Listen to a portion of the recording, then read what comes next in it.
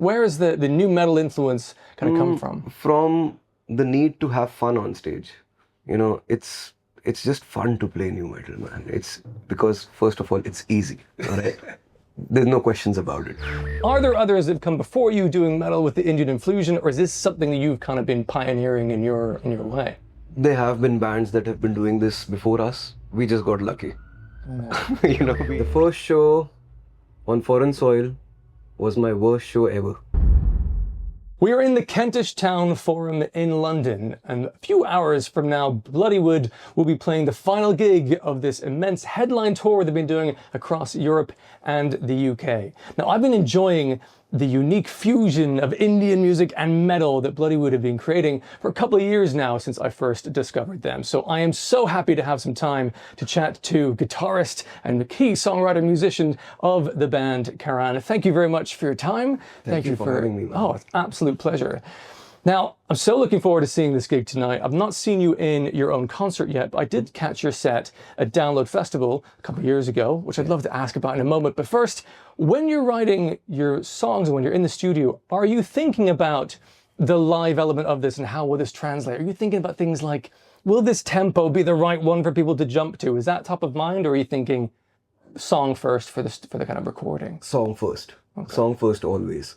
So once, you know, and when we start writing songs, it starts with an idea, or rather an emotion that we want to portray. Whether it's going to be angry, happy, bouncy, you know, it just depends. All of these emotions can translate live, but we want to know well in advance, you know, how this is going to feel live. And, you know, once we're done recording the album, we know, we have a fairly good idea about which songs can translate live really well and which can't, because, you know, they might be too slow for or create too much of a contrast with the rest of the songs. Right. So, you know, but again, song first, but the live aspect is a very close second, because, you know, when we write songs, we want people to listen to them but also really enjoy them live. So, you know, it's kind of a hard question to answer. Sure, yes. All of them are important, all the aspects. So yes, a couple of years ago, it was you played Download Festival on the main stage as part of like a festival tour. Yes. But were any of them at the scale of that main stage at Download Festival? What was your anticipation before that gig, and how did you feel after walking off stage for that particular one? Right. So that festival run was very different for us. I mean, we've only done one more before, but what was happening throughout that particular run was we were always opening the main stages to all of these festivals. Right.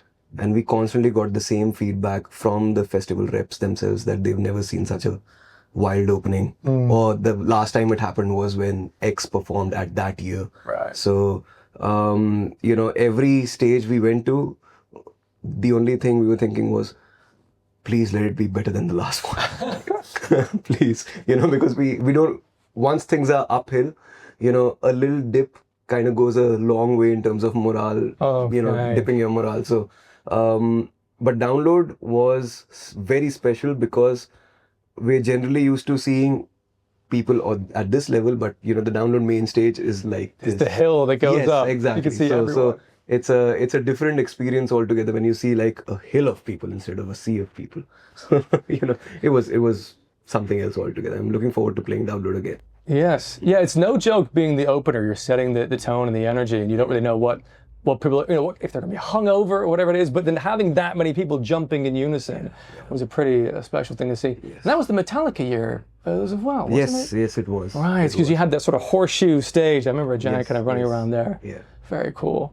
What was your first experience when you played your first gig outside of India, and maybe like a kind of more like a Western society area? Did you have any nervousness about like, is this going to translate, or you knew you would because online people were enjoying it? Like, what was that first gig experience of when it wasn't your kind of home crowd? The first show on foreign soil was my worst show ever. Okay.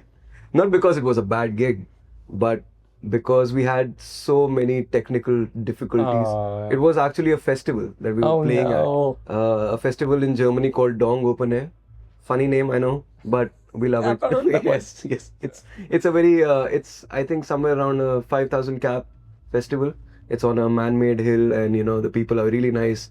We were just not prepared for, for a festival at all, because festivals in India, you get like an hour-long sound check. This is before even, people start heading into the festival. Here we were told that we get like a 15-minute line check, and we have all of these things to set up. We had no clue what to do, so it was wild. And we forgot to plug in the MIDI cable to my processor, and the patches didn't change. Oh, no. Yeah, a lot of things went south, but the people still loved it. We had a great experience, but I still have PTSD from that show. I know this is a nerdy question. I'm just going to fix your mic while I do this. It's a nerdy question, but when the MIDI fails and the patch doesn't change, what do you do? You just play the rest of the song with the same guitar settings and go like, well, we'll just get to the end of this, or do you stop and reset? So because we have intros to every song, we've got like an instrumental intro for the guys to speak over, because we like to introduce the song and talk about it before we actually play it. Okay. I do a little mini check in my IEMs whether I'm in tune or not, whether the patch is changed or not. So thankfully we could fix it on the fly. We didn't have to stop the show. But I dread the day that I cannot do that, and I'll just have to improvise and think in terms of think mathematically on the fretboard that I need to move this note there. I pray to God that never happens, man. That's gonna be a nightmare. Yes, for sure. Because you'd be trying to do that, but also trying to look like you're not doing anything different. Like, hey, we're just having a good show. That is tricky. Yeah. I watched your documentary, the recent one, Expect a Riot, yes. And in that you're saying you get lots of questions about people going, is there a metal scene in India? What's that like? And you're saying the answer is New Delhi. It's this fast-paced, buzzing kind of city where everything kind of goes on. But I'm still sort of curious to understand whether, because in our country, I can't think of many other bands like yours that have kind of cut through the way you have. Are there others that have come before you doing metal with the Indian infusion, or is this something that you've kind of been pioneering in your way? There have been bands that have been doing this before us. We just got lucky. We released the right song on the right platform at the right moment a few times, and we just got noticed before the others. There've been bands like Thaikudam Bridge from the south. In fact, the band we're touring with, Demonic Resurrection, the first band to go on stage. Yeah. They're one of the oldest metal bands from India. Oh, really? And in one of their albums, they infused a lot of Indian elements. So they have been, we're not the first, we won't be the last, but we were the luckiest. That's cool. But yeah, what will absolutely happen based on the success you found is it opens a door, and I'm sure more will come in, and it'll be a really exciting thing. Yeah. One thing I've loved, especially because I'm a drummer-focused person generally, when the Indian drums come in and those extra percussions, that rhythm over the grooves you have with the guitars and the main acoustic drum kit, it's just magic to me. And part of me would think, well, just have that all the time. It's amazing. But then you won't have dynamics. You can't, yeah. How do you choose when you want, actually, I want to add an extra drum layer with this. Let's bring in that extra one in the songwriting. Is there a kind of rule of thumb to it for you? Not really. No. There isn't really a rule of thumb. The one thing you may have noticed probably in this particular album is we have limited the Indian percussions to even lesser sections, but sections that bring even more impact. So, earlier we'd have Indian percussions running throughout the choruses. Now we only have it on the second half to bring that extra impact. Right, you probably noticed that. Yeah, because it was much more selective on this album than previous. Yes, it's still very heavily present. I tend to keep guitars slightly lesser than everything else because I want those things to shine. Everyone has heard guitars, and every riff ever has already been written. So people want to listen to something new, and we got to give it to them. Yeah, I mean, small counter argument. Do love to hear your guitars though. Love hearing them in the mix. I hear Wes Borland influence in your guitar. Is that fair? Is that one of your influences? I would say that is very fair, but I've only heard a handful of Limp Bizkit songs. Okay. So I don't know where that came from. I wasn't I was a way bigger fan of Linkin Park than than Limp Bizkit. And Limp Bizkit is not even in my maybe top 10. Right. But I mean, I don't know. I just picked up way too much from those few songs that I've heard. And I it's wouldn't just- say too much. I think it's because it doesn't sound like him. It sounds like it's someone, you know, there's influence from there. There's one of the songs on the previous album that the chorus reminded me a lot of, like Points of Authority by Linkin Park, and I can hear some of that in there as well. Yeah. This is part of the thing that I love. It's not just metal, it's new metal, which is something I absolutely adore. What inspired you to go into that direction? Has that been led by, I guess, having Raul involved in doing some rapping, but also it's in the grooves, it's in the guitar parts. Where is the new metal influence kind of come from? From the need to have fun on stage. You know, it's just fun to play new metal, man. It's because, first of all, it's easy, all right?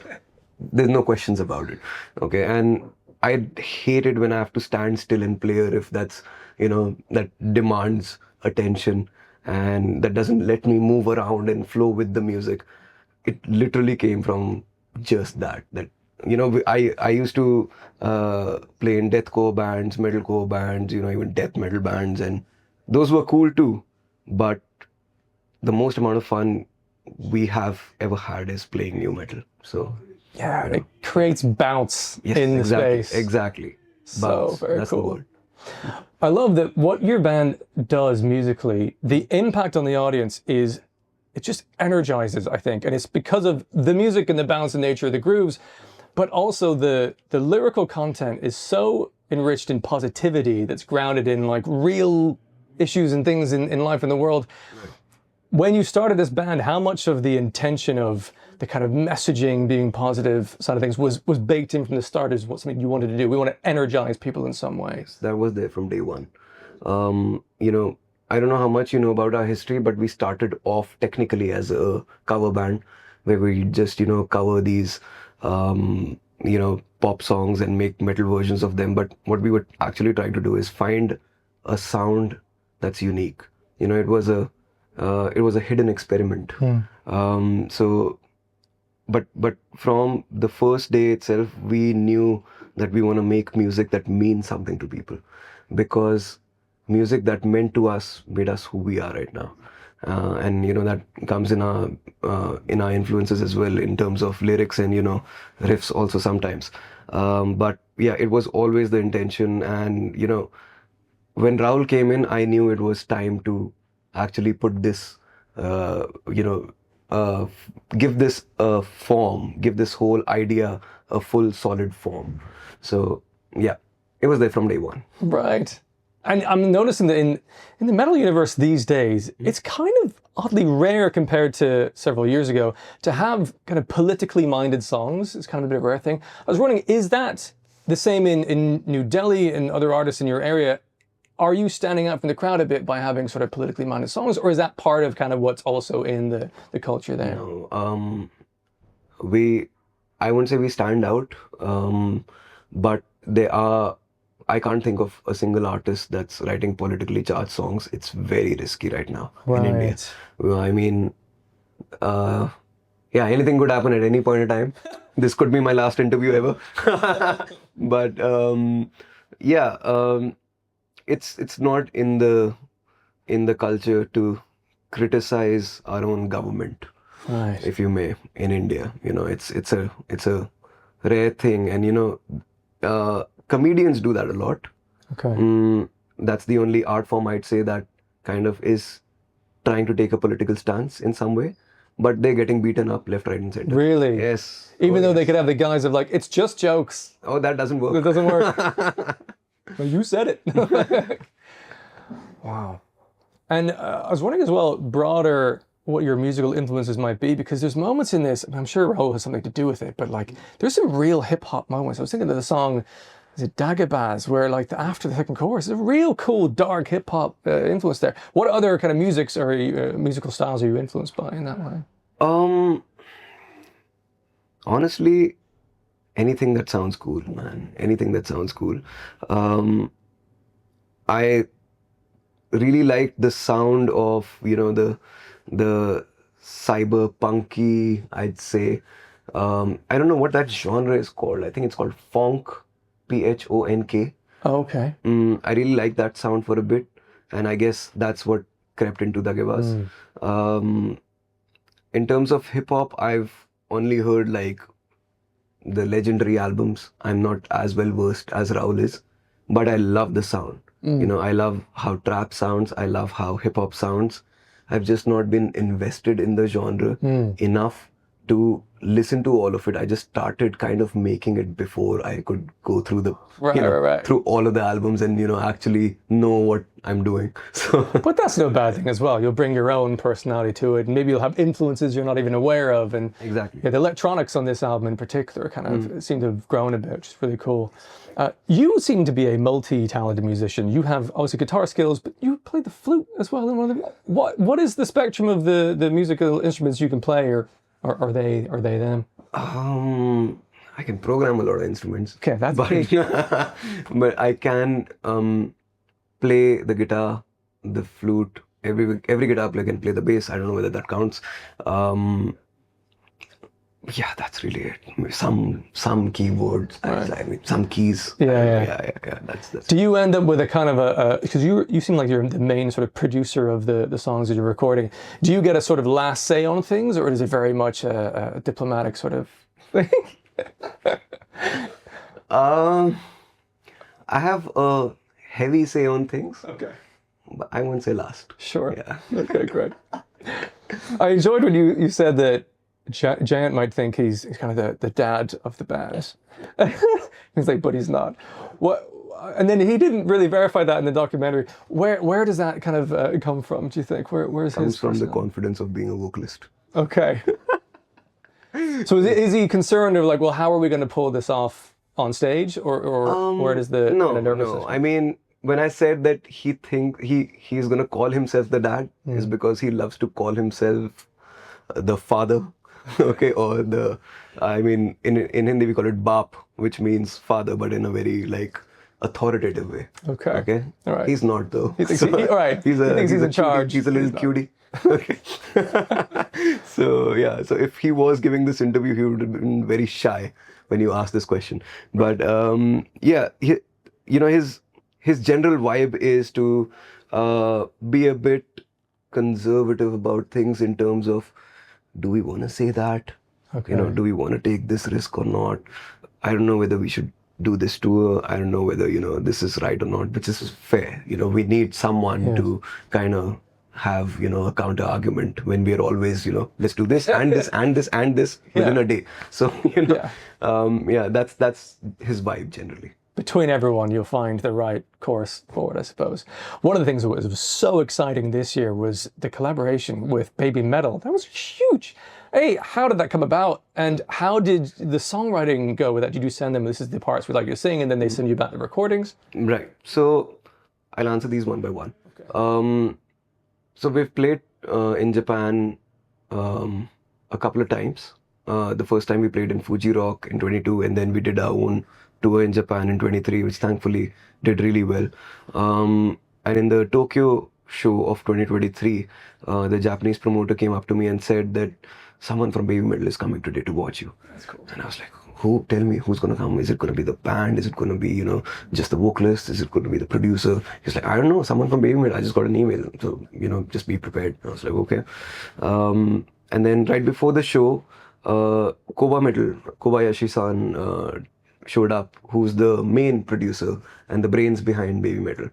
So he brought us a lot of gifts, which I'm very grateful for. Yeah. So we spoke about music and tours and other things in general through a translator, and I sneakily I sneaked that little thing in, and it'll be cool to work on a song together someday. And he just smiled. I didn't know what that meant. Okay, he didn't say yes or no. He just smiled at me. And, I went back home. That was the last show of the Rakshak tour, in general. It was 2 years long. So when I went back home, I immediately started writing album 2. And I had this thought in my head that we absolutely have to have a Baby Metal feature on one song. And I wrote Bake Off with that mindset, because Baby Metal has been a big influence on me in terms of electronics from their earlier stuff. So and you can choose to not believe this, but the day the song was written, the very next day I got a message from Co-Metal saying that it would be cool to work on something together. Perfect. Yeah, it was wild. It was wild. And the songwriting process was, because the song was already done, there was not much to be written after, except for, the parts that they had to sing, for which, Koba was very easy to work with. He just asked me what I wanted, and I, programmed some vocals for them to, try to replicate. Of course, I don't know the lyrics, and we just gave them like a couple of words that we really wanted, like sasageo, and stuff. So, and they sent back their recordings within a couple of days, and it was as smooth as it could be. I couldn't believe it was that easy to work with them. Amazing. Yeah, it just happened without any hiccups at all. I do get the impression they're very talented. I've seen them perform live, but they also seem very professional. So I think that makes sense. Extremely professional. Yeah. You should look at you should listen to the recordings they sent me. Really? They're so clean, perfectly balanced, nothing left and right. I didn't have to do anything at all. Wow, that's so cool. Now, with a name like Bloodywood being a play on Bollywood, the only thing I've not seen as yet is it just a question of budget, perhaps, but having a big like Bollywood music video number with the metal, is that something we might be trying to do at some point, or no? maybe, but to set the record straight, we absolutely hate Bollywood. Okay. Yeah, we are the antiest Bollywood band out there. It's a horrible industry. I hate everything they come up with, and they're responsible for a lot of great talent never seeing the light of day. Oh wow. Yeah. Is it sort of like a who's who monopolized sort of thing, and then yes, competitive? And yes, exactly. Actually, it's a lot of that. Tricky. It's a lot of that. Okay, fair enough. So not even to send it up, like, isn't this ridiculous? What would be, if you had to choose one part of the whole music creation process, recording, writing, touring, gigging live, what is your favorite aspect, or could you not pick one? What's your kind of stance? My favorite aspect is releasing music. Okay. Yeah, because that's when you finally know whether you did a good job or not. And it's also a point where the fun starts, Right. That's when you start touring, that's when you start, I don't know, just enjoying the feedback, positive or negative. It's all good, So yeah, that's my favorite part of it. Amazing. Very close second is writing the music. Yeah, but that can, how that can be a challenge. Yes, puzzles to solve. Yes. Well, certainly the impression I'm getting from what I'm seeing on the internet, and also my own experience, is that the feedback is very positive for when you do release music. So I can imagine why that's an enjoyable process. Yeah. It's a fantastic album. I'm really looking forward to this gig, and you'll finally get some rest after this tour, I hope. But thank you very much again for your time. It's been a joy to talk to you. Thank you, man. Thanks. My pleasure. Cheers. Well, that was such an honor to have that conversation with Karan from Bloodywood. What an interesting and thoughtful and considerate individual he is. Such a cool chat. I thoroughly enjoyed that. I'll be sure to add some links in the description of this episode to Bloodywood's social media links so you can keep up to date with their music and their tours in future. Make sure you're subscribed to this channel if you enjoyed this interview. There's going to be plenty more with some great artists coming up in future as well. Thank you for tuning in. Hopefully you'll check out another one of these interviews very soon.